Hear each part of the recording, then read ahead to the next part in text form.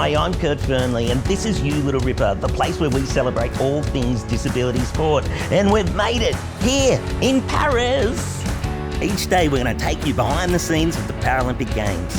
So let's meet the athletes and share their joy.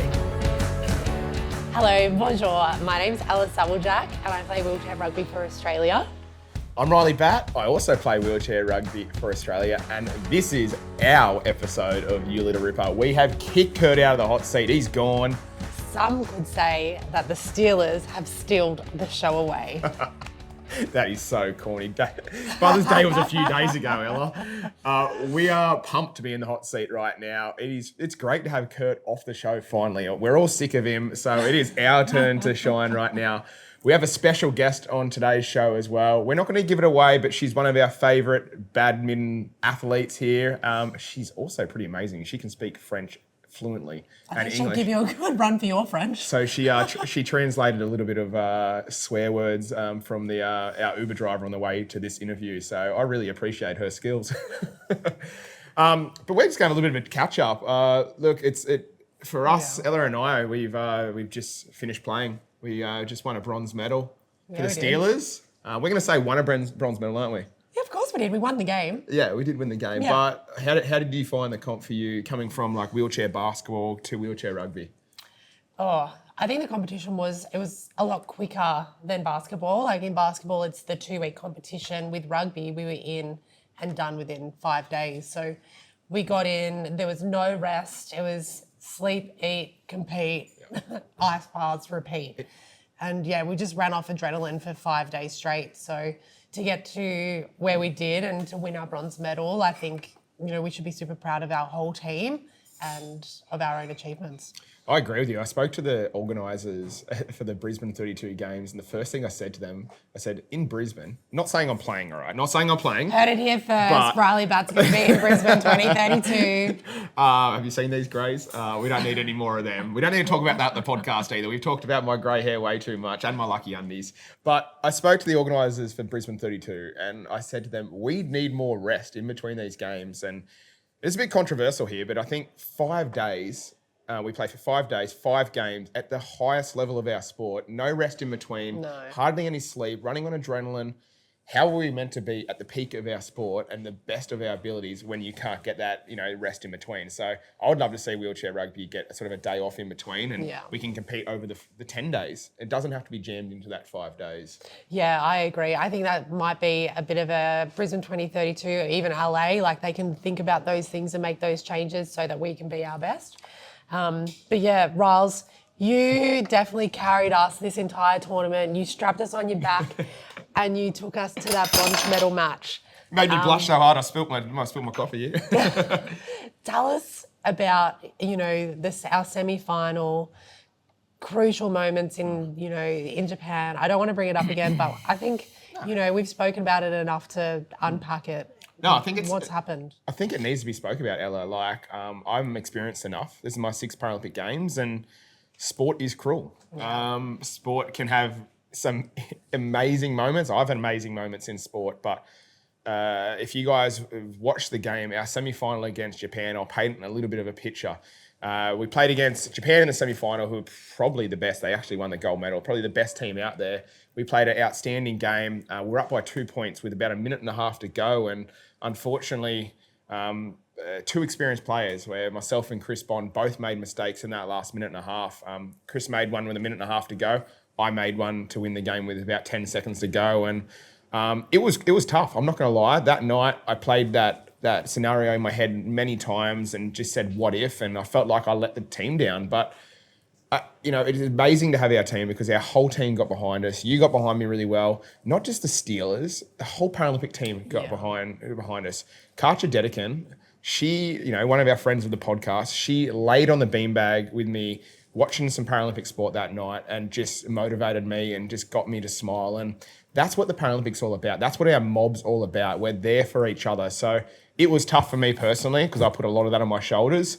But I'm really proud how we as a team, gutted and, how much that took away from us, how much we recovered the next day and won that bronze medal. For me, I don't know what it feels like for you, Ella, but that rose gold, that bronze medal, it feels like a gold medal. And it's it's a medal that, yes, I wasn't aiming for. I was personally aiming for a gold, but it is a medal that I am more than happy to hang in the pool room and be super, super proud of. Yeah, I'm so proud of us winning that bronze medal. I think, this is my first Paralympic medal. Gold would have been nice, but, next time. I think, maybe. I think regardless of our result, bronze, silver, gold, 4th, 9th, whatever it may be, we as a team and the Paralympic team have just showed so much resilience. We have come out firing, and it just is testament to, us, our staff, the Paralympic staff, Kate McLaughlin, everybody involved, I think they got us to that point. And if they didn't believe in us, they did believe in us. And I think we fed off that, and we just wanted to keep going. I think that's one thing we could probably give to the show that probably Kurt can't. Kurt, obviously being a previous Paralympian, he knows what the village is like. He knows what the team's like, but he's obviously not in the village right now, and we are. And what I'll tell the viewers listening at home is, you see us athletes performing, you see us working our butts off, but I tell you what, the staff in the village, oh my God, they're running off no sleep. MVPs. They are the MVPs. If I could have every staff member on this show with us, I would absolutely love that, because these guys are, up to all hours of the night, getting up first thing in the morning, looking after everyone. The nutritionists in our allotment, because the food isn't the best, all right? Everyone talks about the food hall, but it's not very good, is it? Maybe the chocolate muffins. Oh, the chocky mousse. Oh, the chocky mousse in the French section. Chef's kiss. I haven't got that yet, so maybe we can have some tonight. Our nutritionists are making us dinners, making us lunches, breakfasts, snacks, preparing our protein shakes, preparing our, pre-game snacks. They are dead set, the real MVPs, and we could not do it without them. So no. If you're listening, any of our staff, thank you. Thank you. We really, really appreciate it. So for me, Ella, you've come from wheelchair basketball, I guess, an all-women's team there with the Gliders, one of our favourite teams. You've now come onto the Steelers, and I love playing on the court with you, Ella. How's it been for you with the transition? What's the vibe like for you? Oh, that's a really good question. I think I get really emotional every time I think about the fact that the Gliders aren't here, and I get really choked up, because I love the girls and I love our movement so much. And so I'm gonna, hope that they're in LA and Brisbane, we get everything we need so the Gliders are back in our Paralympic team. I think for me, especially seeing the Rollers, the basketball team, that feels like home. I grew up with a lot of those boys playing basketball. My husband used to play for the Rollers, and I love seeing them around the village doing their thing. So coming into the Steelers at a Paralympic Games, I think the expectations are really high. Not saying that they weren't high with the Gliders, but we have such an expectation on us. We aim for gold. We came out with bronze, which feels like gold because we won the game. But it was just a whirlwind experience. I'm so grateful for my time in the Steelers, and I love playing with you, Ryley. You play not similar to me because you're so much faster. This is not about me. This is about you, Ella, all right? Not about me. I think we read the play really similarly. And,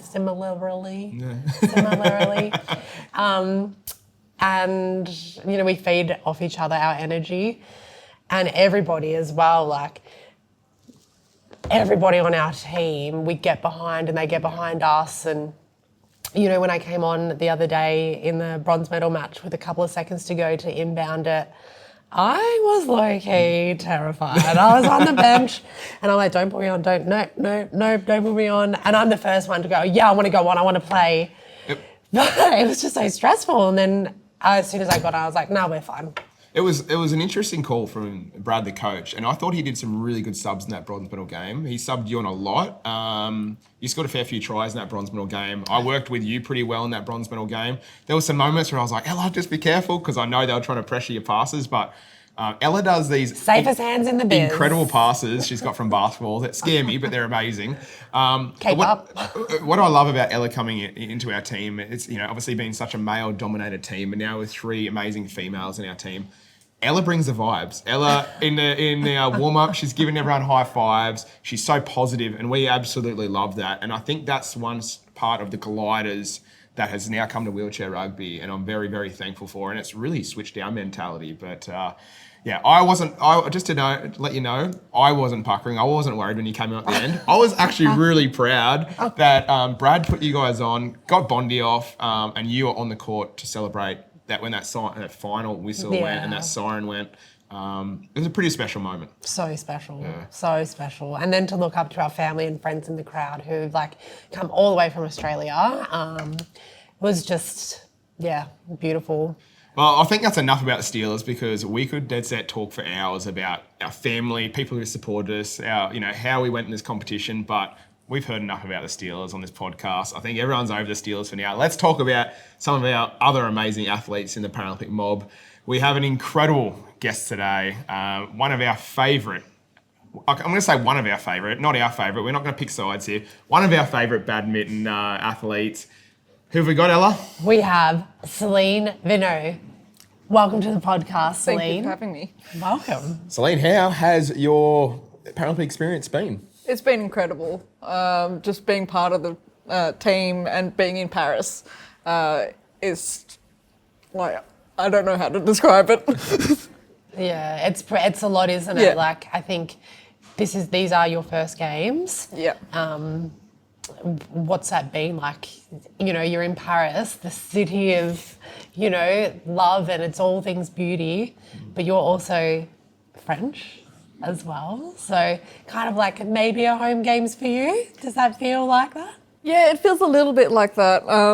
Coming into these games, also I knew that the games were going to be in Paris, and just having that connection and that family in Paris and coming and watching me play has just been fantastic. Now, you told us earlier in the Uber that you had, was it 21 cousins over here in Paris? Have they been coming out to support you in your badminton? Yeah, for a lot of them, it was the first time they'd actually seen me play. So, yeah, it's been fantastic. Oh, I just got goosebumps thinking about that. I was thinking about like the first time my mum ever saw me play for Australia, and it took her like 10 years to actually come to a games just because, Tokyo was like there was no fans in Tokyo. Like, what does that mean? Like your family watching you play? I've actually tried to avoid my family watching me play, but no, they didn't really have a choice this time around. So, but no, it's been fantastic having them there. Just the support. Also, the Australian team have been fantastic as well. Obviously, Ryley, you said, the nutrition, the whole staff have just been fantastic in the village. Oh, they're definitely the MVPs in my eyes. But look, we're here for a job, and your job here was badminton. So you came across some pretty tough competitors. Can you tell us a little bit about your round games? Yeah, so I had the Nigerian and an Indian player in my group rounds. So the Nigerian's ranked third in the world. Very tough opponent. Never played her before. A lot of the players have actually played before, so. First time I'd played the Nigerian, so that was interesting. It was also a very tough game. And then the Indian player was closer game than against the Nigerian, so I knew what I wanted to do, but just couldn't get it over the line, unfortunately. Yeah, wild. Can you talk to us a little bit about the badminton movement? Because this is the second time we've seen badminton at the Paralympic Games. What's that been like, and have you felt the momentum back at home? Yeah, so badminton actually made its debut in Tokyo, as you said. Second times at the Games, the level of play is just gone, just shot right up, and you see that in the matches and the level of play. But no, it's been fantastic having it at the Games. Like, how did you get into badminton? Because it obviously is a little bit of a different sport in Australia. It's not played, I guess, too much in Australia. Well, I haven't seen it played where I live. What got you into this sport? It's quite a funny story. I was looking for a sport to play after I finished school, and I happened across para-badminton at they were starting at MSAC, and just fell in love with the sport from there. What do you love about the sport? I love the tactical and the technical aspects of it, and it's the fastest racket sport in the world. So just that aspect of it. Just What do you mean? Like, how fast can you hit the, what is that, a little the shuttlecock? yeah. How fast do they go? Don't remember the fastest, but it's like 400 k's an hour on smash. Are you kidding? I'm not kidding. So quick. I don't even think you can move that fast. Like, there's no way I can move that fast, especially after winning our bronze medal. I am not moving fast for another couple of weeks, I can tell you that. So, like tactics with badminton, obviously it's a sport that we all don't, I guess, know the ins and outs and the tactics as well. Do you have to study all your opponents? Do you have to do different shots on different opponents? Yeah, you obviously look at there's obviously different disabilities, different classifications. Like if you're coming up against someone who might not be as fast moving, are you trying to hit different spots of the court and whatnot? Yeah, so every player's different. So if you're playing someone with who's an amputee, their movement's going to be very different to someone who's got two legs. Mm-hmm. So their game might be a bit slower, so you might want to potentially go for a faster game just to catch them off guard at the back of the court. Yeah. So yeah, it's a little, every player is different and you just train for that. Yeah. Yeah, insane. And, excuse my ignorance, is it halves? How long does the game go for? So it's best of 3 sets to 21. Yeah. You've got a break, 1 minute break at 11 and a 2 minute break at the end of the game, and then you swap ends first game, and then if you go to a third game, you swap ends at 11. Okay. Just so you get that, everyone gets an even playing field. Sometimes there's a drift in the hall as well, so you want to play. Yeah, get that advantage. Yeah. The wind behind you. I like that. I'd be there with a straw, trying to help you out. All right, enough about badminton. What I want to know, I've been to 6 Paralympic Games. This has obviously been your first Paralympic Games. I want to know, what's been your favourite thing in the village? Just meeting all the athletes has probably been the best part of it, because a lot of us actually don't see all the other different sports. Yeah. And coming from an individual sport, seeing all the teams and everything that goes on behind the scenes is fantastic. Have you found the food hall and all those? I've had the muffins. You had the muffins. What do you reckon?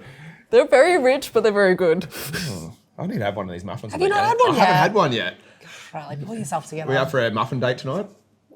Sure. That didn't sound very confident then, did it? I was going to say something. We'll drag you to the food hall and get you a muffin. Oh, I'm definitely down for that. It sounds pretty good. Yeah, and have you explored the village? Have you been down to the coffee shop where they print pictures on the coffee? I have, and I actually got my coach's face on them. I'm trying to get in the good books. I see. No, I'm still in the bad books apparently. Oh well, competition's over. So, obviously, the competition for you is now finished. You're just enjoying the Paralympics, watching other sports, getting around our mob. What is next for Celine after these Paralympics?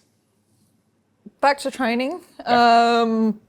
We've got a competition in Bahrain in December, so it's just gearing up for that one. Obviously, I'll have a few weeks break when I get back, but yeah, then straight back into training. What's the competition in Bahrain? It's just one of the circuit tournaments.